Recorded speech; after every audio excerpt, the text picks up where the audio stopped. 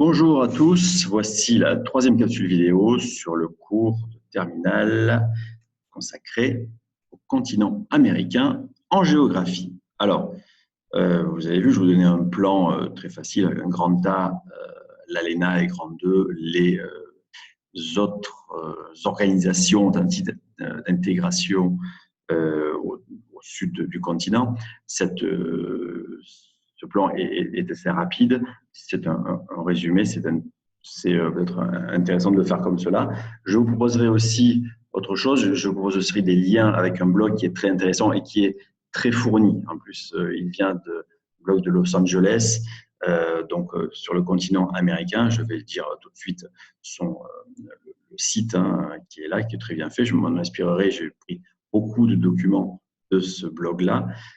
Donc, pour aller le consulter, il est vraiment très riche, très complet et très documenté. Donc, c'est vraiment un plaisir de le lire. Je ne pourrais pas faire mieux en termes de contenu et de documents. Enfin, seulement commenter certains des documents tirés de ce blog-là. Alors, je vous le dis, c'est la-story.blog.com.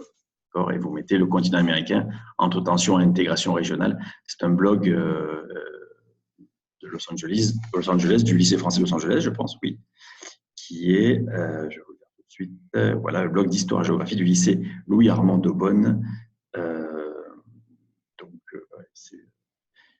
Il est très, très bien fait et très documenté, des documents très rares. Et c'est vraiment un plaisir de le lire. Donc, je vais m'inspirer de ces documents-là et en commenter quelques-uns. Je ne pourrais pas faire mieux.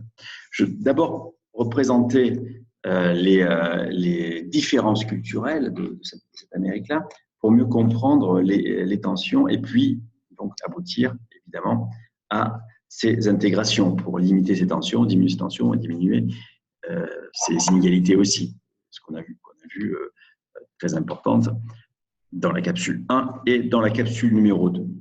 Donc, on va prendre le premier document qui est la mosaïque culturelle.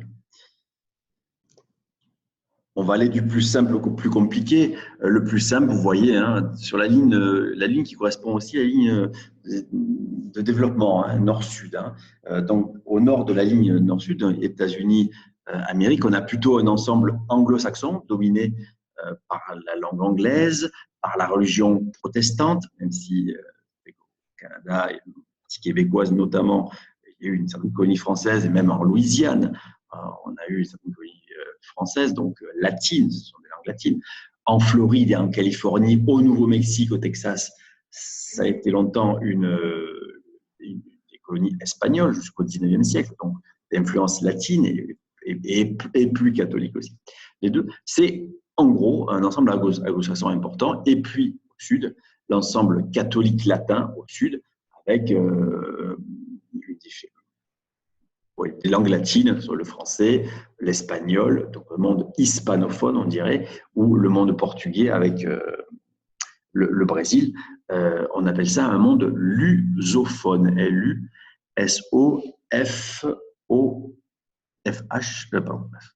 P-H-O-N, lusophone, c'est-à-dire les pays qui parlent portugais. Alors, en Europe, il y en a aussi en Afrique. Notre voisin, l'Angola, par exemple, est un pays lusophone. Donc, L-U-S-O-P-H-O-N-E.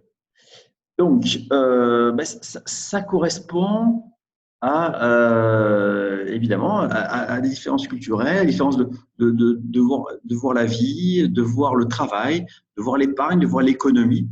Et bien sûr, peut-être que le protestantisme est plus compatible avec le capitalisme, cette manière d'épargner, de faire travailler l'argent, d'être dans la frugalité, dans le travail, pour épargner, pour économiser, plutôt que le latin qui est au jour le jour et qui voit peut-être l'argent ou l'épargne comme quelque chose de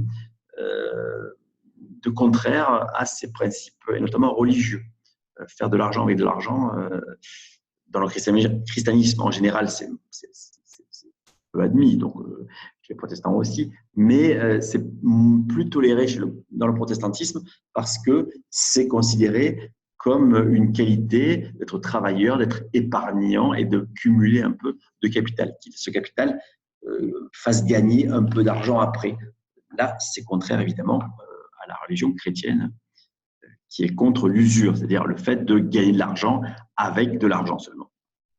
Donc, voilà. La carte, alors ça c'est le principe général. La carte nous montre quand même une mosaïque, donc un aspect plus complexe que ce monde anglo-saxon et monde latin. Vous voyez, il y a beaucoup de petites colonies, notamment dans l'espace Caraïbe, qui est vraiment une mosaïque énorme. Vous voyez, il y a plein de points de couleurs très différentes, parce que dans la Caraïbe, il y a eu la colonisation hollandaise, anglaise, française, espagnole, évidemment aussi. Donc, il y a eu beaucoup de mélanges culturels. Et comme ces îles étaient très proches entre elles, il y avait aussi des relations entre elles. Donc, il y a eu, même à l'intérieur de chacune des îles, des grandes différences. Vous voyez que Porto Rico, par exemple, est de langue anglaise, mais son nom traduit une origine espagnole, hein, le port riche, puisque c'est une ancienne colonie espagnole qui est devenue un État associé des États-Unis d'Amérique, donc avec la langue officielle qui est l'anglais. Mais bien sûr, Porto Rico est en majorité catholique. Donc, vous voyez, il y a des mélanges, notamment dans l'espace caribéen, très importants. Et il ne faut pas oublier aussi les petits États comme les Guyanes qui tranchent avec ce que j'ai dit avant, hein, que l'Amérique centrale et l'Amérique du Sud étaient majoritairement des espaces latins, puisque la Guyana est une ancienne colonie anglaise, donc une langue anglo-saxonne évidemment, et le Suriname, une ancienne colonie hollandaise. Donc on parle encore hollandais, une langue plutôt rattachée aux langues anglo-saxonnes. Donc il y a des détails, il y a des pays ou des parties de pays qui sont évidemment qui ne correspondent pas à cette limite qui n'est pas artificielle, mais une limite un peu résumée, un peu simpliste de ces deux parties culturelles très différentes au sein du continent américain. Voilà, vous voyez aussi, pour un peu nuancer cette approche binaire du continent américain, hein, vous voyez que, bon, alors, dans l'espèce caribéen, on en a parlé, mais aussi, il y a quelques minorités d'Amérindiens, alors ils ne sont pas présents, vous voyez, au nord du continent, ni même en Amérique centrale, hein. C'est vraiment l'Amérique du Sud, dans des régions montagneuses, hein, difficiles d'accès, qui ont préservé les traditions, qui ont préservé leur culture amérindienne d'avant la colonisation. Ils ont été préservés, les colons n'ont pas monté jusque-là, ou en tout cas quelques peuples ont pu résister à la colonisation ou ont perduré, notamment dans les montagnes des Andes, au Pérou, en Bolivie, aussi en Équateur, hein, qui sont des montagnes de plus de 3000, 4000, 5000 mètres, où des chasseurs-cueilleurs ou même des agriculteurs éleveurs amérindiens ont pu subsister encore aujourd'hui. Quelques minorités de population d'avant la colonisation. Et puis, vous voyez les flèches, hein, il y a quand même aussi des échanges entre les deux mondes, hein, entre Mexique et États-Unis, et très, très importants à tous les niveaux. Et puis, les échanges aussi d'Amérique vers des États-Unis, pardon, du Canada, vers le sud du continent, hein, notamment au niveau touristique, où les peuples voyagent, se parlent, c'est l'influence culturelle, mais aussi il y a du tourisme. Beaucoup d'Américains vont aux Bahamas, vont en République dominicaine, vont voilà, au Mexique faire du tourisme. Donc il y a des échanges culturels très importants de ce point de vue-là. Et puis il y a aussi des influences plus régionales entre le Brésil qui pays très important pour le nombre de ses habitants et par, vous voyez, on représente presque la moitié de l'Amérique du Sud, eh bien, influence ses voisins, qui sont des voisins beaucoup plus pauvres, comme le Paraguay ou la Bolivie, et qui imposent aussi leur manière de vivre. Alors, il y a marqué brésilinisation, c'est un néologisme qui signifie que les Brésiliens vont acheter des terres, peut-être en Bolivie, Paraguay vont s'installer dans ces pays-là, puisque le niveau de vie est moins cher. Donc, ils vont imposer aussi leur niveau de vie, leur langue, le portugais face à l'espagnol. Ils vont aussi étudier. Je me rappelle, allez, une anecdote. J'ai vécu 3 ans en Bolivie, à Santa Cruz, donc à la frontière avec le Brésil. Et Santa Cruz était peuplé d'étudiants brésiliens, notamment en médecine, parce que les études de médecine en Bolivie ne coûtaient rien, elles étaient de bonne qualité. Et ensuite, ils retournaient chez eux au Brésil, parce que les études de médecine au Brésil coûtent très cher, et ils s'installaient comme chirurgien plastique, notamment, parce que c'est une spécialité au Brésil. Beaucoup de gens ont recours à la chirurgie plastique. Et c'est une filière médicale qui rapporte beaucoup d'argent. Donc, ils finançaient des études très peu chères, et bien sûr, la vie quotidienne en Bolivie était beaucoup moins chère que dans des métropoles comme Sao Paulo, Rio de Janeiro. Et après, ils s'installaient au Brésil pour être médecins là-bas et gagner très bien leur vie.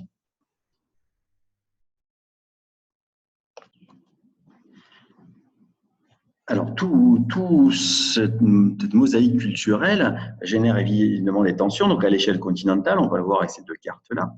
Et puis aussi à l'échelle nationale, on prend l'exemple de la Colombie très rapidement. Alors, on voit que les tensions sont générées par l'intervention militaire, mais en pratique, on met en pratique la doctrine Monroe et on met en pratique son corollaire Theodore Roosevelt avec le gros bâton, évidemment.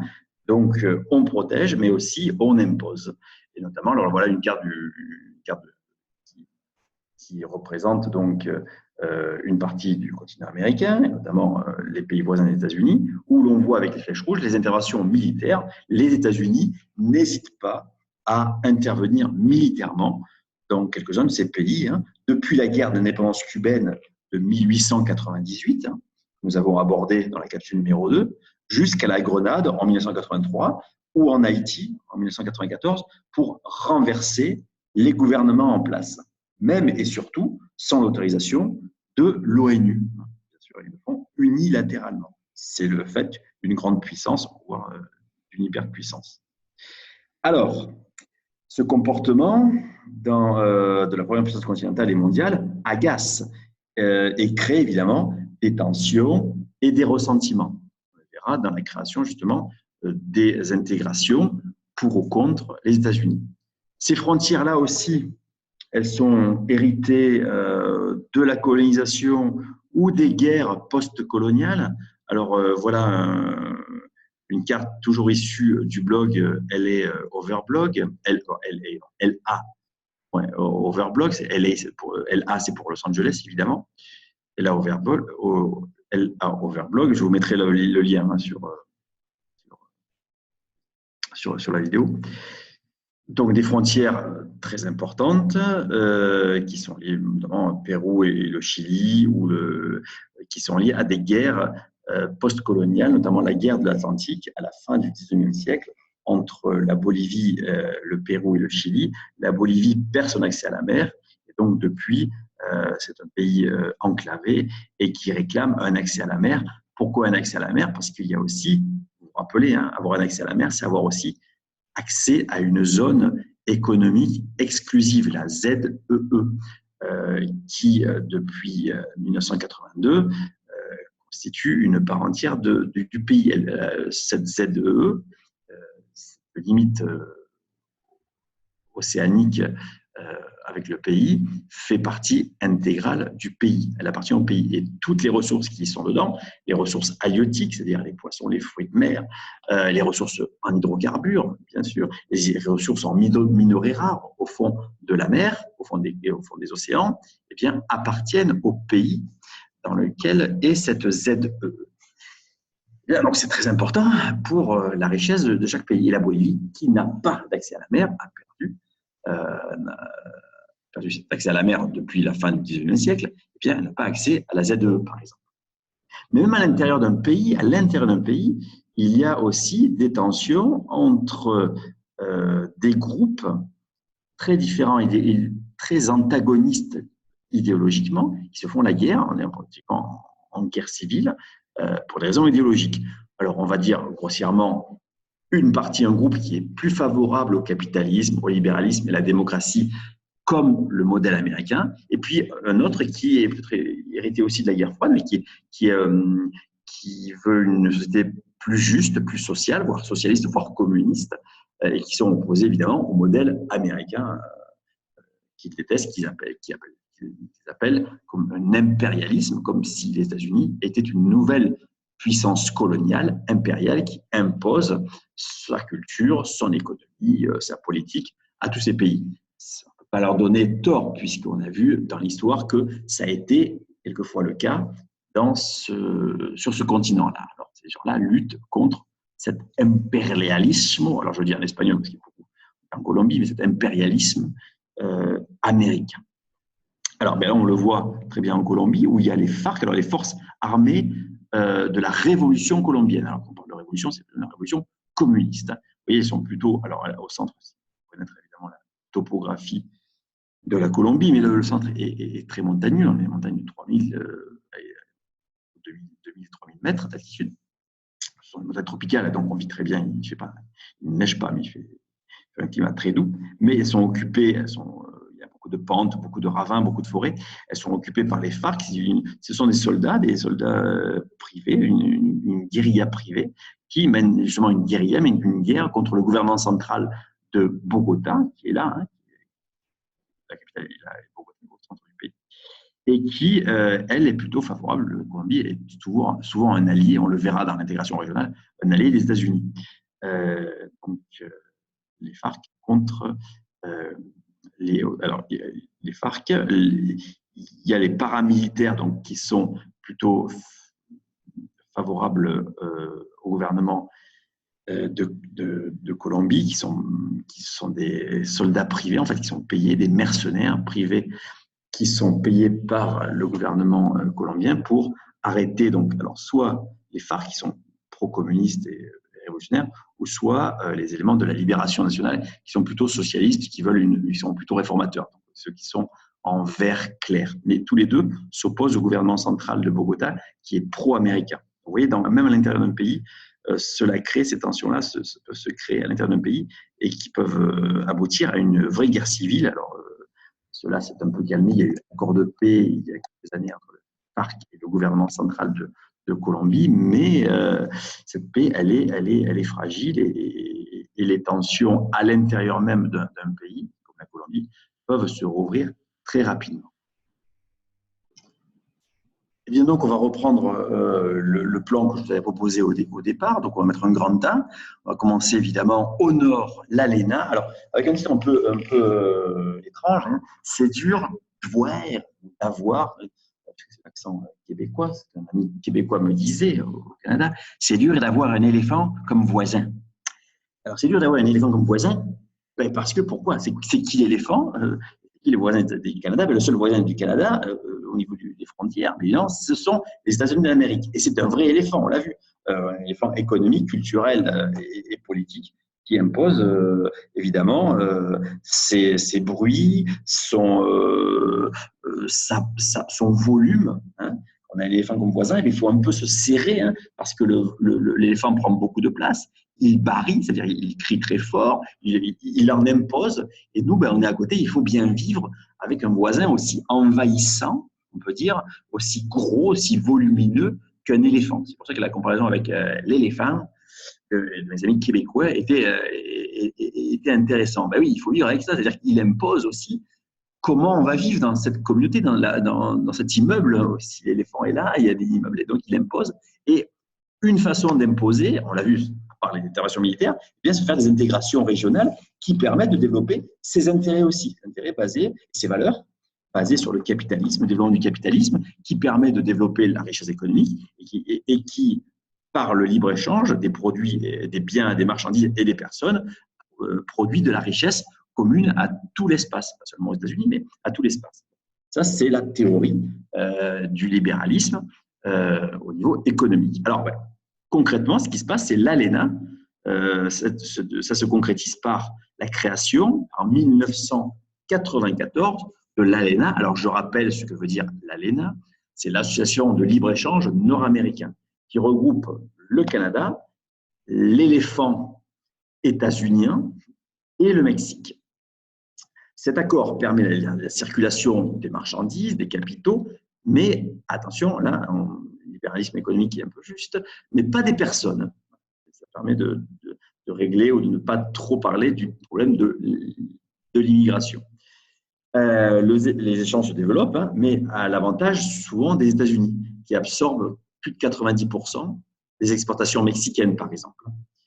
Alors, ça a permis la création quand même de zones dynamiques, hein, au Canada et au Mexique, sur les frontières terrestres des États-Unis, mais avec des nuances. Alors, on va dire. Avec le Canada, la libre circulation des personnes a permis la création d'une grande région transfrontalière qui s'appelle Main Street America, qui s'étend des Grands Lacs au fleuve Saint-Laurent, qui passe au Canada, et au sud, où la frontière est très surveillée, on l'a vu, et même de plus en plus depuis l'arrivée de Donald Trump. C'était vraiment une grande différence avec son prédécesseur Barack Obama.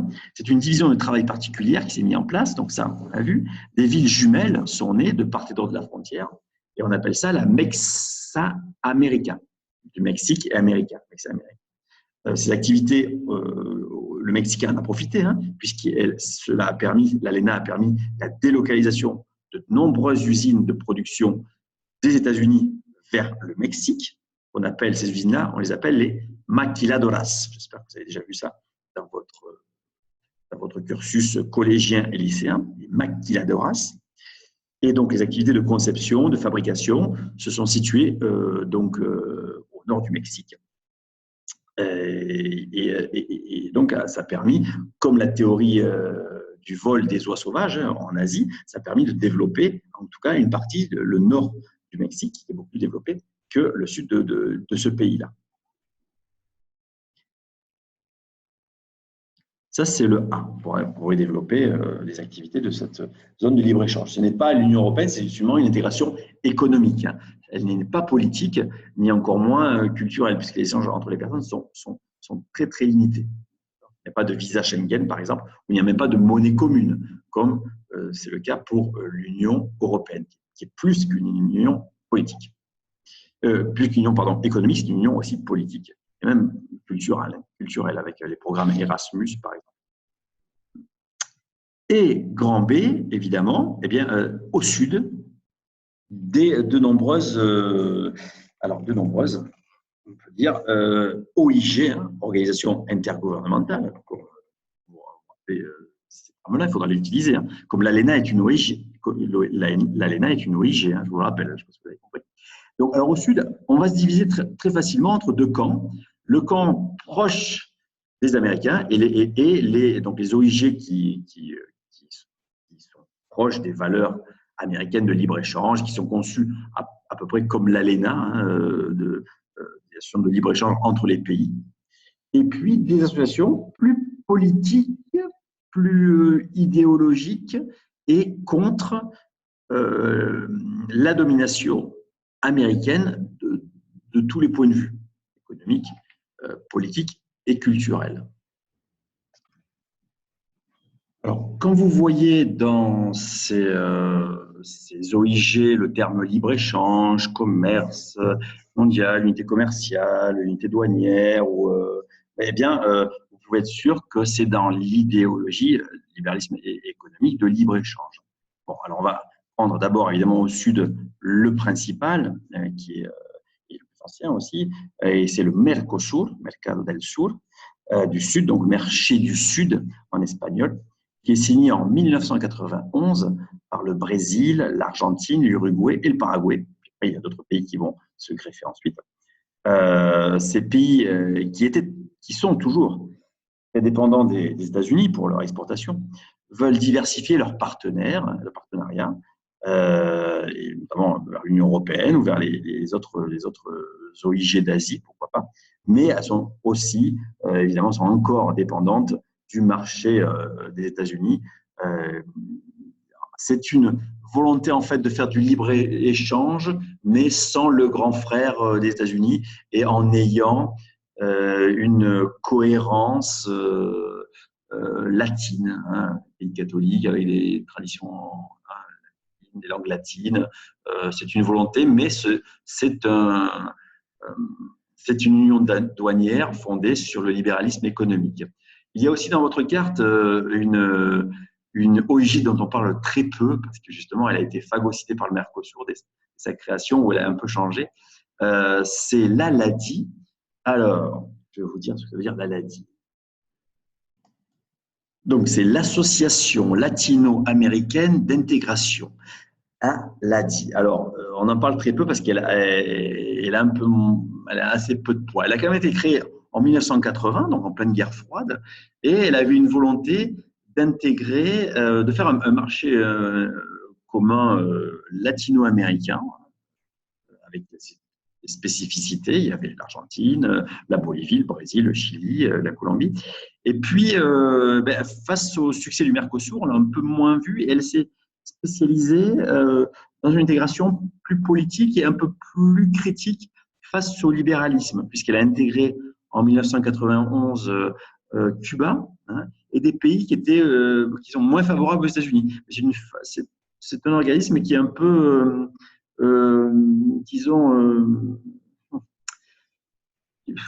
comment dire, hybride. Ce serait un hybride entre un marché commun libéral de manière économique et aussi une volonté critique un peu vers le grand frère des États-Unis. C'est un peu les deux. Donc, c'est un organisme, évidemment, quand c'est hybride, ça marche jamais.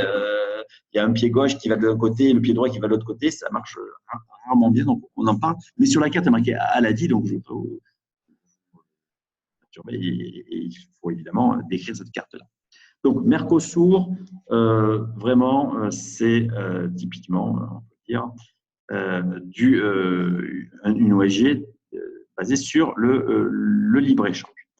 Donc, il y a aussi le marché commun centra-américain, le marché commun, vous avez compris, même s'il est régional, c'est un marché commun, donc plus de droits de douane, un libre-échange, en tout cas, des frontières ouvertes pour les biens et les marchandises, les biens et les services ouvertes sur les autres pays. Hein, et donc, il y a des relations commerciales entre les deux.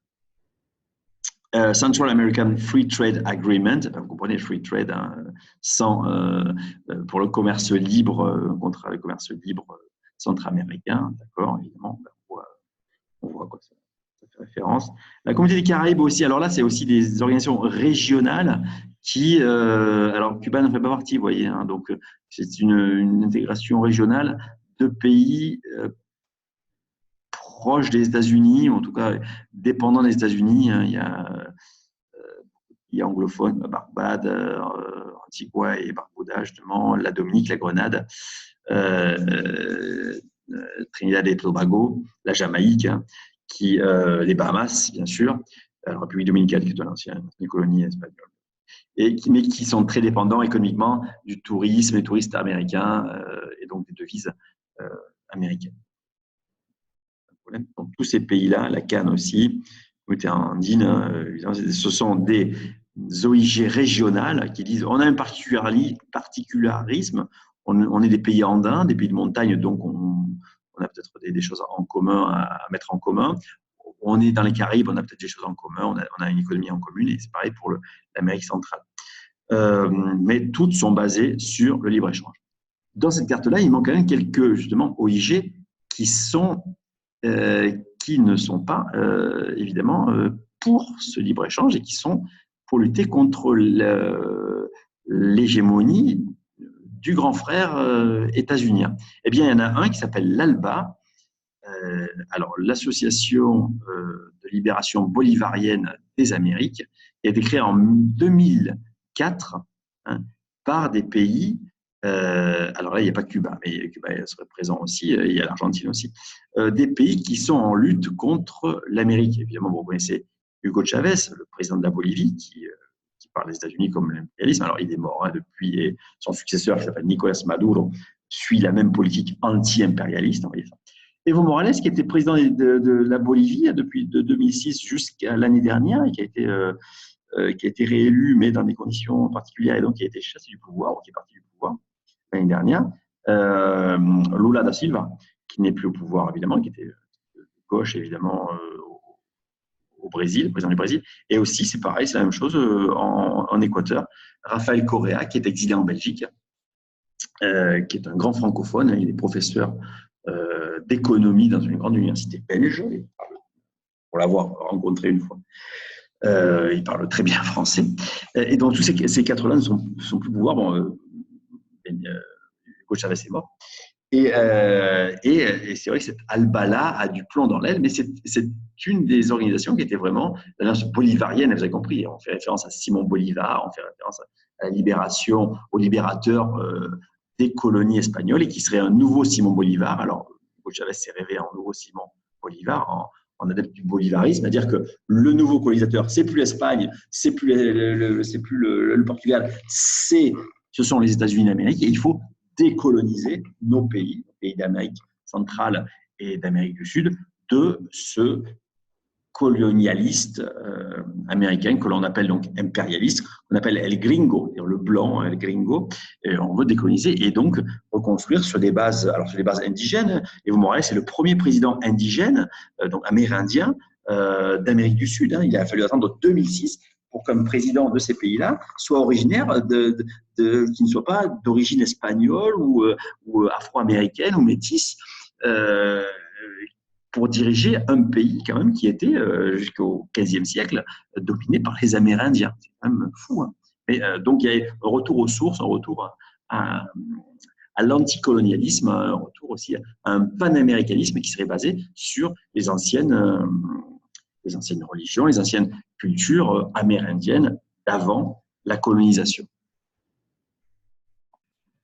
Donc, pour conclure, eh bien, on verra. Au XXIe siècle, sera-t-il le siècle de l'intégration américaine, du panaméricanisme? Oui, peut-être, mais sur quelles valeurs? Les valeurs américaines, peut-être qu'il continuera à être la première puissance mondiale au XXIe siècle. Encore un point d'interrogation. Sur des valeurs différentes, de retour aux sources, de retour à des valeurs plus solidaires pour diminuer les tensions les tensions socio-économiques liées aux grandes inégalités de ce continent. Sera-t-il un des continents, comme au XXe siècle, un continent leader dans le monde, avec des puissances mondiales, la puissance mondiale comme les États-Unis, mais aussi des puissances émergentes comme le Brésil? Eh bien, ça, l'avenir nous le dira. Pour finir, comme on finit toujours en France en chanson, eh bien, on va finir sur une chanson justement dédiée à un héros de l'anti-impérialisme, donc de la lutte des Américains eux-mêmes contre l'idéologie, la politique, l'économie, la culture états-unienne, qui s'appelle Ernesto Che Guevara, qui est argentin et qui va devenir ministre, qui va participer à la révolution cubaine, il va mettre au pouvoir le régime communiste à Cuba, qui sera présidé par Fidel Castro, au début des années 60. Il va être ministre de Fidel Castro au gouvernement, et puis aussi il va organiser la guérilla en Amérique du Sud pour lutter contre cet impérialisme-là. Il va être tué, on l'a vu, en 1967 en Bolivie par l'armée bolivienne avec l'aide de la CIA, c'est-à-dire le service secret américain. Eh bien, donc c'est une vidéo qui s'appelle Hasta Siempre, c'est un hommage à la lutte d'Ernesto Che Guevara contre l'impérialisme américain.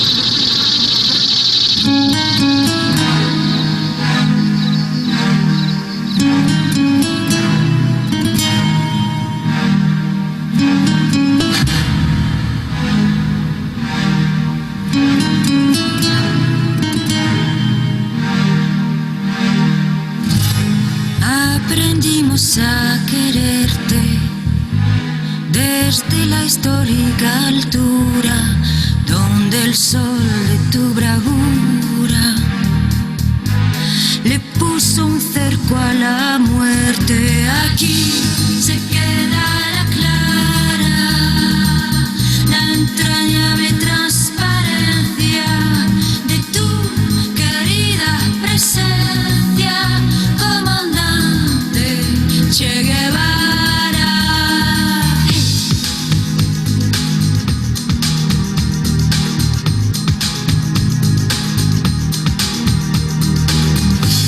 Vienes quemando la brisa con soles de primavera para plantar la bandera con la luz de tu sonrisa.